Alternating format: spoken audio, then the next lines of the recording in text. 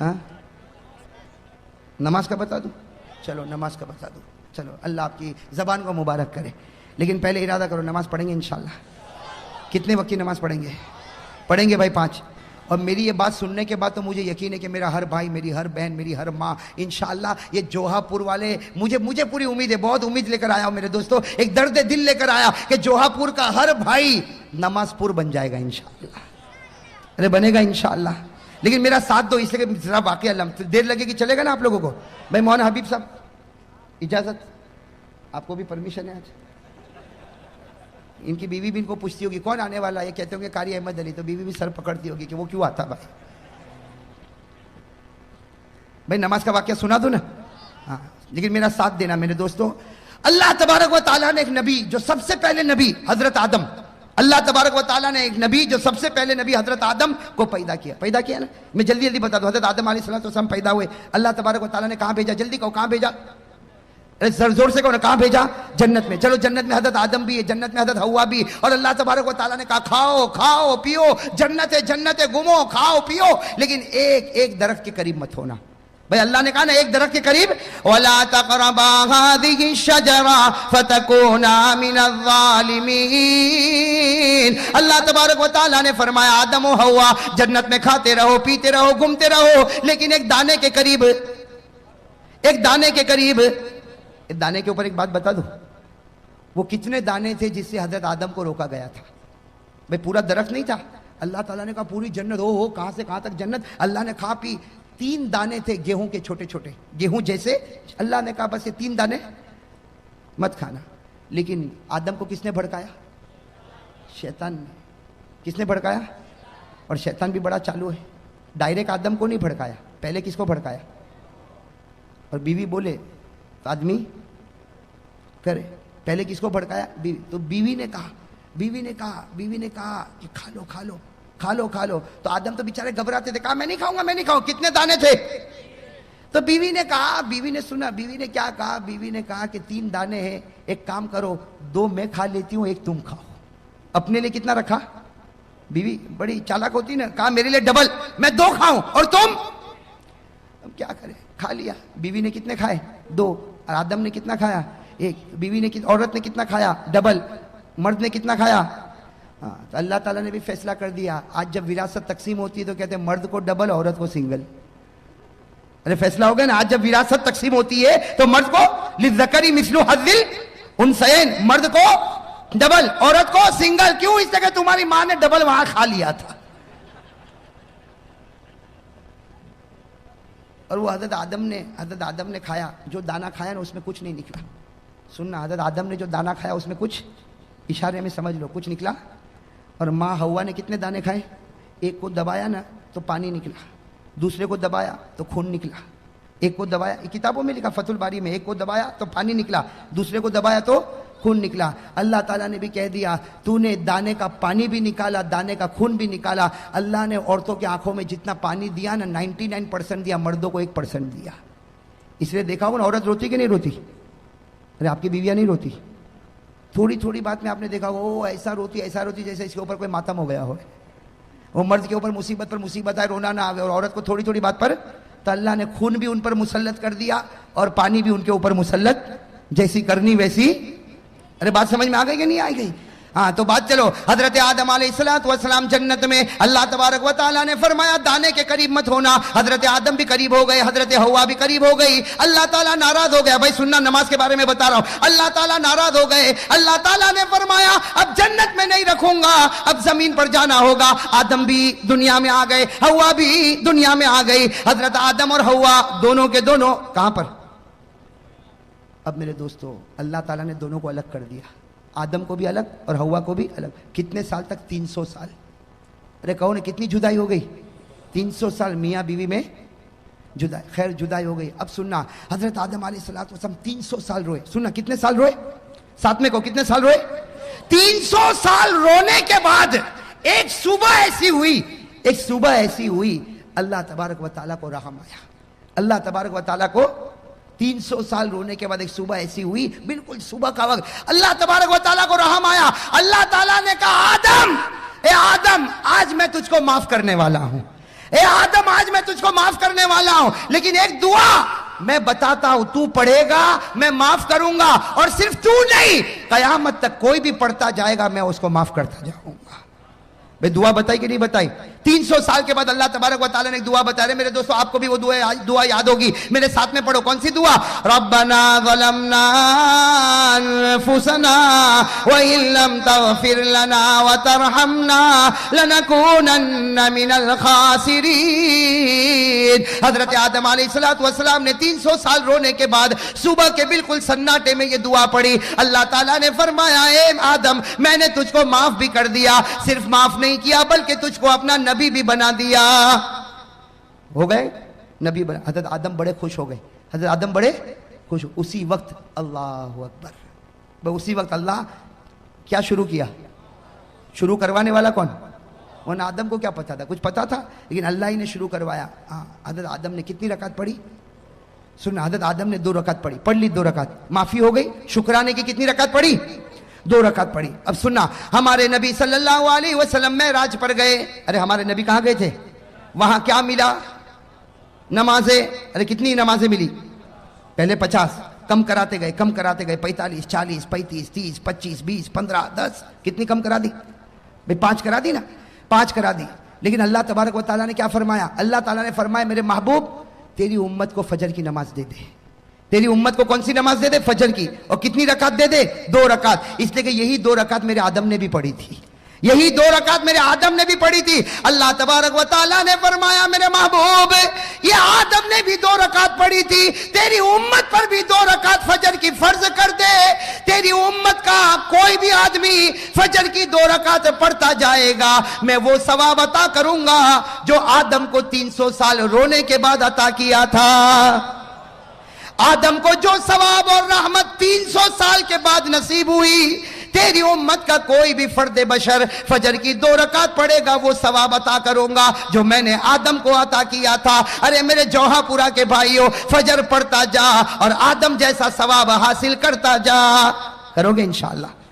فجر پڑھنے میں زیادہ سے زیادہ 10 منٹ میں 300 سال رونے کا ثواب ملے، اس سے بڑھ کر کہاں خزانہ ملے گا؟ ارے ملے گا اس سے بڑھ کر خزانہ؟ چلو یہ تو فجر کا معاملہ ہو گیا۔ اب میں آؤ ایک دوسرے نبی پر، اپنے نام سنا ہوگا، حضرت ابراہیم۔ سنا نہیں سنا؟ میں جلدی بتاؤں، حضرت ابراہیم کا نام سنا نا؟ وہ اپنے بیٹے کو لے کر چلے تھے، ارے گئے تھے نا بیٹے، کون بیٹے؟ حضرت اسماعیل کو لے کر گئے تھے مینا کے میدان میں گئے تھے۔ اور کیوں گئے تھے؟ کہ بیٹا آج تجھے زمین پر لٹانے والا اور تیرے گلے پر چھری چلانے والا، اے بیٹا بتا چلاؤں کہ نہ چلاؤں؟ اے بیٹا چلاؤں کہ نہ چلاؤں؟ تو بیٹے اسماعیل نے کہا نا ابا، ارے کوئی باپ اپنے بیٹے کے گلے پر چھری چلاتا؟ بالکل مت چلانا۔ ابا نے کہا بیٹا یہ باپ چلانا نہیں چاہتا لیکن اللہ کا حکم ہے کہ چلا۔ بیٹے اسماعیل کی عمر 9 سال کی تھی، کہا اللہ کا حکم ہے تو ایک نہیں 100 جان ہوگی، اسماعیل سب قربان کر دے گا۔ کس کے حکم پر چھری چلے گی؟ ارے کس کے حکم پر چلے گی؟ حضرت اسماعیل علیہ السلام نے فرمایا، حضرت اسماعیل علیہ السلام نے فرمایا یا ابت فعل ما تؤمر ستجدنی انشاء اللہ من الصابرین۔ حضرت ابراہیم علیہ السلام نے حضرت اسماعیل کو کہاں لٹایا؟ زمین پر لٹایا۔ ارے کہو نا، زمین پر لٹایا، چھری تیز کر دی، چھری۔ اور تیاری بھی کیسی تیاری تھی آپ کو بتاؤں، اتنی پکی تیاری تھی کہ جب چھری تیز کی نا، تیز، تو حضرت اسماعیل ایسے لیٹے تھے جیسے میں بیٹھا ہوں نا، اس طرح حضرت اسماعیل لیٹے تھے اور چھری یہاں رکھ دی۔ کہاں رکھ دی؟ گلے۔ لیکن فوراً اسماعیل کی عمر کتنی تھی؟ ابا کو کہا چھری ہٹاؤ، چھری ہٹاؤ۔ ابا نے چھری ہٹائی۔ کہا بیٹا ارادہ بدل گیا؟ کہا نا۔ تو کہا کیوں چھری ہٹواتا ہے؟ کہا ارادہ نہیں بدلا لیکن آپ جو ذبح کر رہے ہو طریقہ اچھا۔ کہا کیوں؟ کہا مجھ کو الٹا لٹا دو، مجھ کو الٹا لٹا دو اور یہاں گردن پہ چھری رکھو، مجھ کو الٹا لٹا دو۔ تو ابا نے کہا یہ کیا، کیوں الٹا لٹاؤ گردن پہ چھری رکھو؟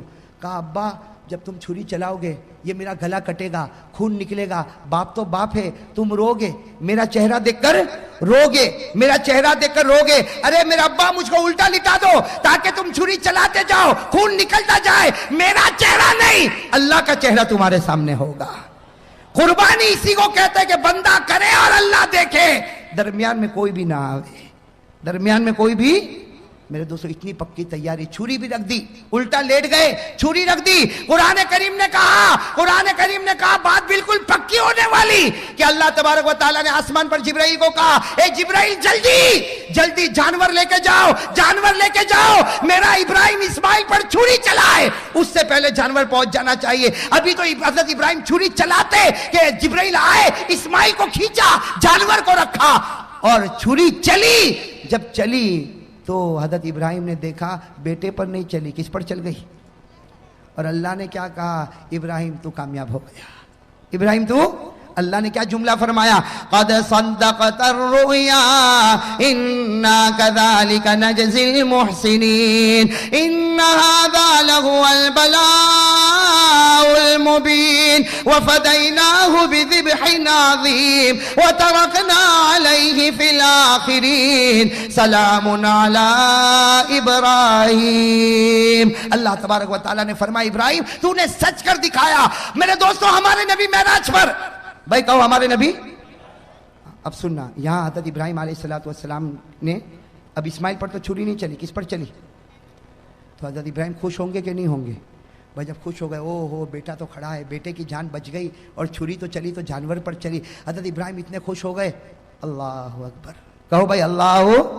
کتنی رکعت پڑھی؟ ہمارے نبی صلی اللہ علیہ وسلم معراج پر گئے اور حضرت ابراہیم نے جو 4 رکعت پڑھی نا, بالکل ظہر کا وقت تھا.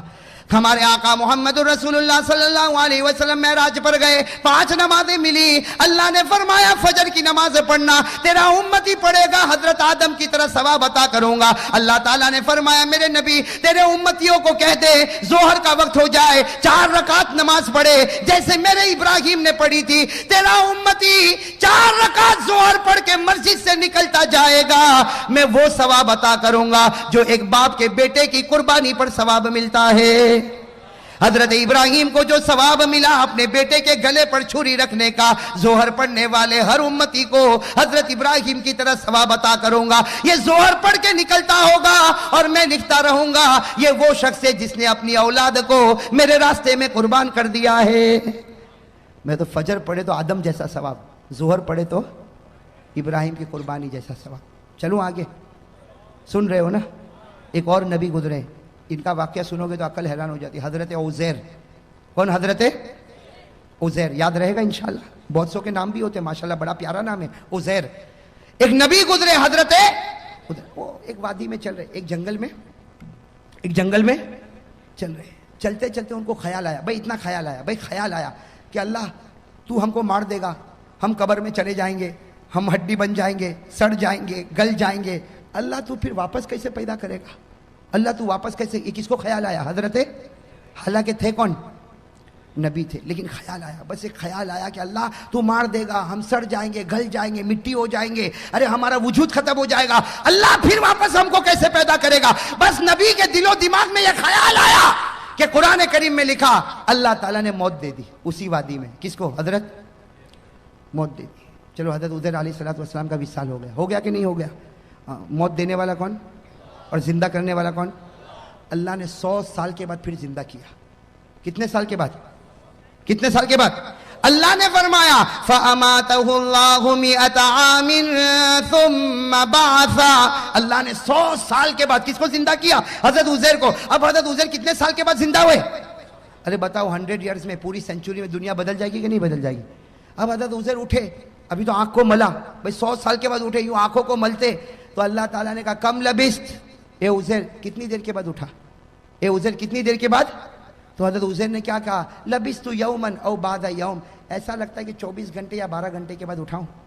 بھائی حضرت عزیر نے کیا کہا, ایسا لگتا ہے کہ ابھی تو سویا تھا لیکن تھوڑا لمبا سو گیا, 24 گھنٹے سو گیا کہ 12 گھنٹے سویا کہ اس سے کم سویا. اللہ تبارک و تعالیٰ نے کہا نہ 24 نہ 12 نہ اس سے کم, 100 سال کے بعد تو اٹھا ہے. کتنے سال کے بعد اٹھا ہے؟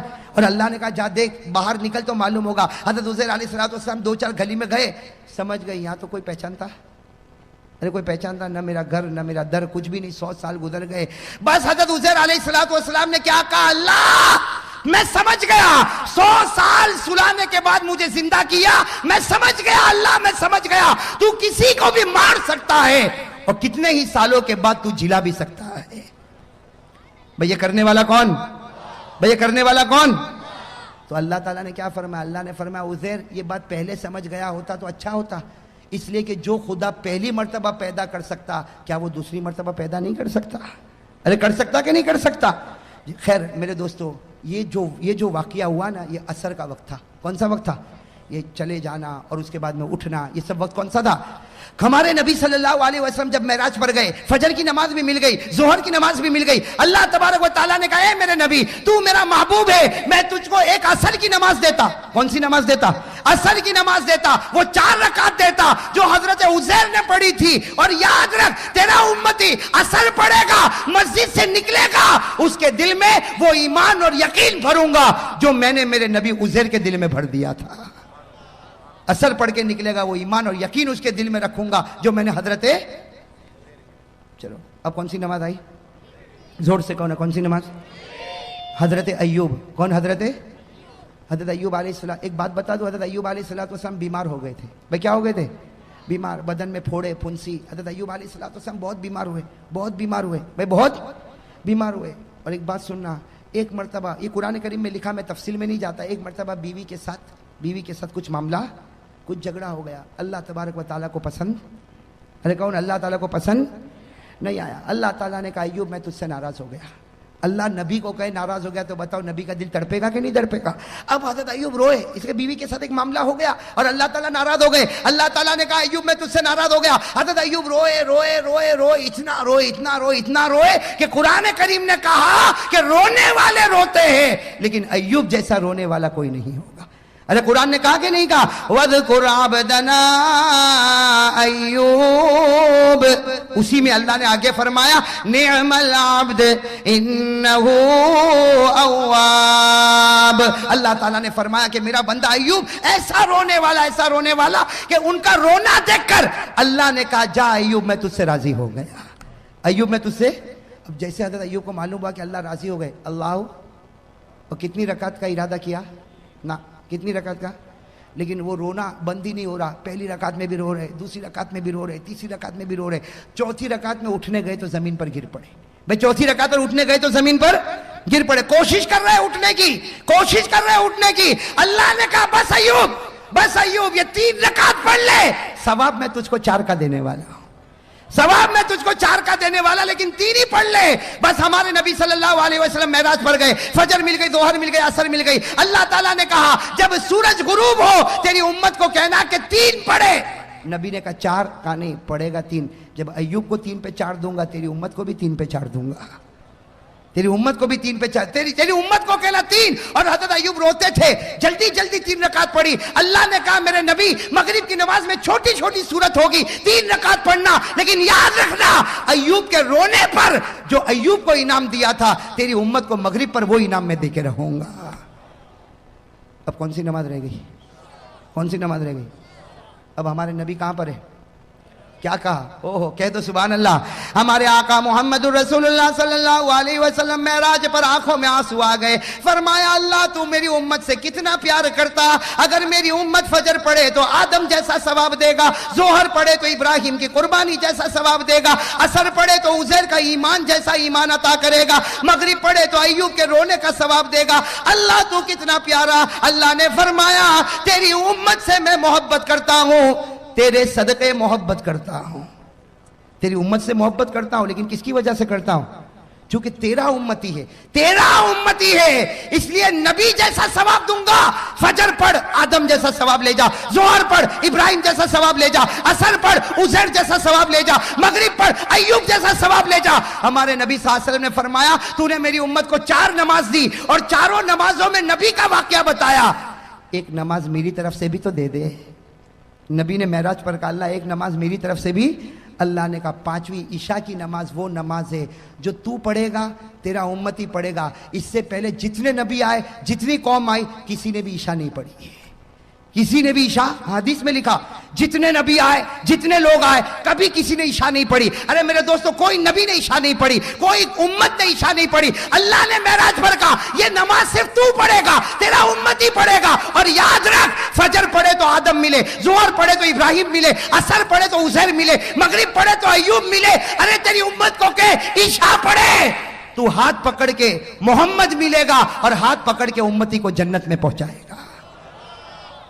عشاء میں کون ملتا؟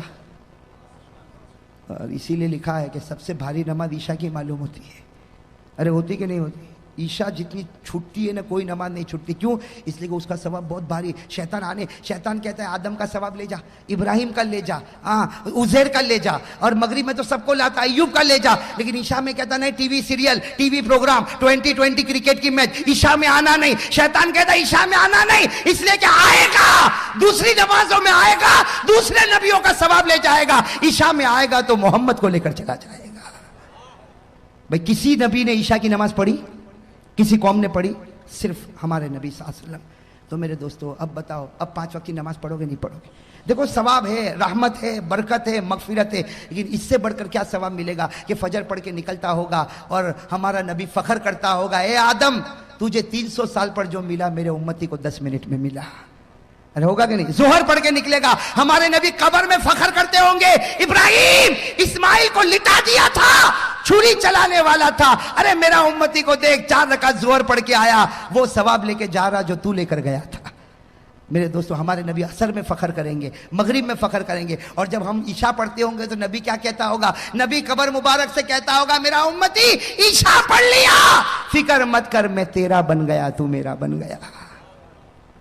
میرے دوستو یہی بات میں نے سورت میں بتائی. 50 سے زیادہ لوگوں نے مجھ سے کہا تھا, 50 سے کم یا زیادہ, اتنا میں آپ کو بتاتا ہوں کہ مولانا اس واقعے کے بعد تو ہم نے طے کر لیا, اگر 10 منٹ میں آدم کا ثواب ملتا ہو, 10 منٹ میں ابراہیم کی قربانی ملتی ہو, 10 منٹ میں عزیر کا ایمان ملتا ہو, 10 منٹ میں ایوب کا رونا ملتا ہو, اور 10 منٹ میں محمد کا دامن ملتا ہو, بھائی کوئی چھوڑے گا؟ او میرے جوہا پورا کے بھائیوں, کوئی چھوڑے گا؟ تو چلو ہاتھ اوپر کر دو بھائی, ماشاءاللہ. اسی بات پر ہاتھ اوپر کرو اور کہو انشاءاللہ. زور سے کہو انشاءاللہ, انشاءاللہ. اب بھائی ہر آدمی کہے, ماں بہن دل میں کہے, کہو انشاءاللہ. کل کی فجر سے لے کر انشاءاللہ موت کی شام تک انشاءاللہ میری ایک بھی نماز قضا نہیں ہوگی. وعدہ پکا نا؟ کہو نا وعدہ. ہاں ہاتھ دکھتا ہوگا, نیچے رکھ دو ہاتھ. اب کہو وعدہ بالکل پکا, بالکل پکا. کس کے مہینے میں؟ کس کا مہینہ ہے؟ جھوٹ نہیں بولنا. اس لیے کہ میرے دوستو کوئی بھی واقعہ ہو جاتا اس کی وجہ سے مہینہ پیارا ہو جاتا. ارے ہو جاتا کہ نہیں ہو جاتا؟ ورنہ دن تو سب برابر, رات تو سب برابر, لیکن رمضان آوے تو تراویح, روزہ ہے کہ نہیں؟ شعبان آوے تو نبی کہے میرا مہینہ آ گیا, رمضان آوے تو اللہ کہے میرا مہینہ آ گیا. تو میں کہتا ہوں ربیع الاخر آیا, پیران پیر کا مہینہ آ گیا. پیران پیر پر بھی بہت کچھ بولنا تھا, اس لیے بولنا تھا کہ ان کے تو وصال کا مہینہ ہے, لیکن اب تو میرے دوستوں میں بھی تھک گیا, اس لیے میں بھی ترک سر سے چلتا چلاتا آیا ہوں, اور ابھی کافی تھکا ہوں. اور مولانا حبیب صاحب کل بھی انکم ٹیکس آفیسر کی طرح نچوڑنے والے ہیں. آج تو نچوڑا, کل بھی نچوڑیں گے. لیکن خیر یہ نچوڑتے نا مجھے تو بہت اچھا لگتا ہے. اس لیے اچھا لگتا کہ میرے دوستو ایک ہی وقت میں اتنے سارے لوگ اگر ایمان کی بات کو سن لے تو میں سمجھتا ہوں میرے دوستو کوئی ایک اللہ کا ولی اس میں بیٹھا ہوگا, اس کے صدقے میں اللہ ہم سب کے گناہ کو معاف کر دے گا. میں کرے گا نا انشاءاللہ. تو اب باقی باتیں, بہت ساری باتیں رہ گئی. حضرت بایزید بستامی کے کتنے 20 سوال جواب. اور ایک بات اور بھی بتاؤں, آج تو میں نے آپ کو ایک درود دیا, کتنا پڑھو گے, کتنی مرتبہ؟ کل سناؤ گے نا, اور ثواب کتنا ملے گا؟ کل میں آپ کو جو چیز دینے والا ہوں نا, کل جو چیز دینے والا ہوں, اس لیے کہ کل دینے والا ہوں, اس کے بعد میں عمرے میں جانے والا ہوں. میں دعا کرو اللہ میرے عمرے کو قبول فرمائے.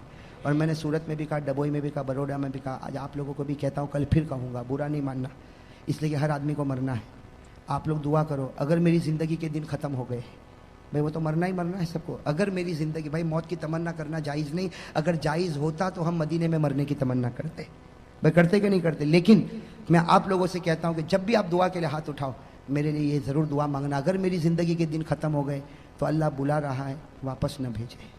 بھائی اللہ بلا رہا ہے, اسی مٹی میں اللہ نصیب کرے, اللہ سب کو مدینے پاک کی موت نصیب فرمائے. اور اگر میری زندگی کے دن باقی ہے, بھائی زندگی اور موت اللہ کے ہاتھ میں, زندگی کے دن باقی ہے, اللہ پھر سلامتی کے ساتھ بھیجے, پھر دین کی خدمت میں لگائے. لیکن جب آخری وقت آئے اللہ ہم سب کو مدینہ بلا لے.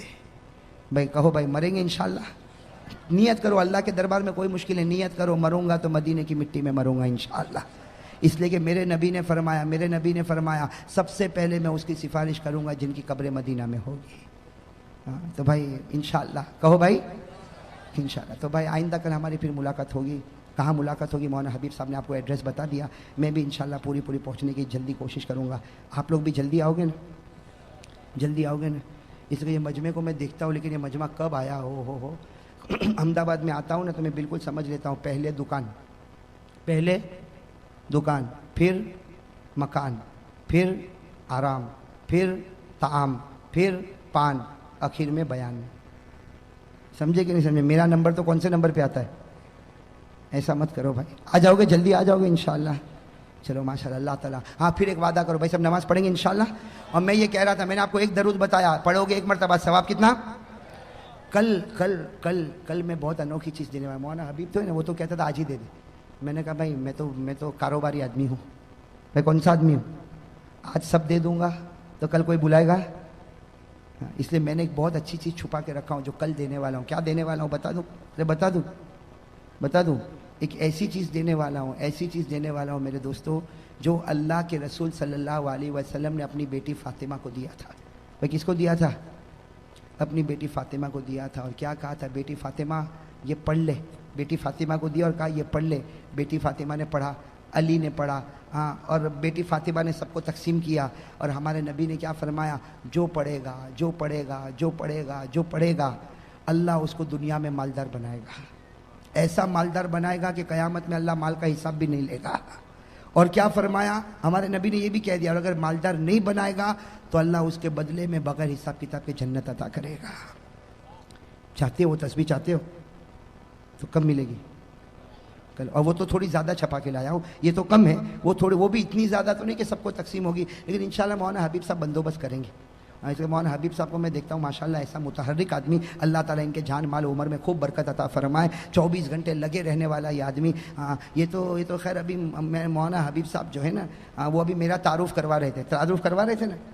شروع میں میرا تعارف کرا رہے تھے کہ یہ قاری صاحب ایسے. میرے دل میں آیا کہ میں بولوں ان کو کہ وہ واقعہ بھی تو سناؤ کہ ایک رات کیا ہوا تھا ہمارے درمیان میں. ایک رات میں ایک عجیب معاملہ ہوا تھا. معاملہ یہ ہوا تھا کہ میں جودھپور گیا تھا. کہاں گیا تھا؟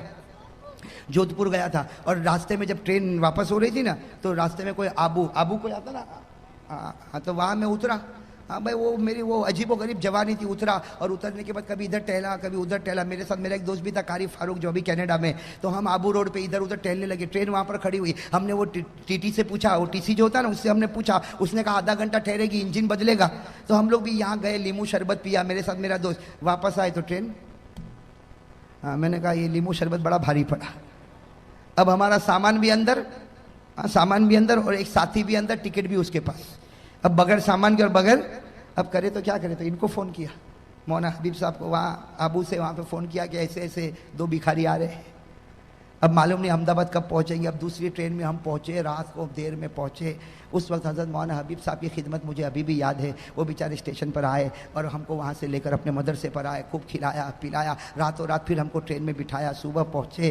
تو میرے دوستو یہ کچھ اخلاق ایسے ہوتے ہیں جو محبت کا سبب بنتے ہیں. اور مسلمان تو وہی ہوتا ہے جو دوسروں پر رحم کرے. بھائی کریں گے انشاءاللہ. یہ بات میں عام بات بتا رہا ہوں میرے دوستو. یہ دل میں سے جلن نکال دو گے نا انشاءاللہ. ہاں, رحمت پیدا کرو. اللہ تعالیٰ سب کو رحم کرنے والا بنائے. ہم زمین والے پر رحم کریں.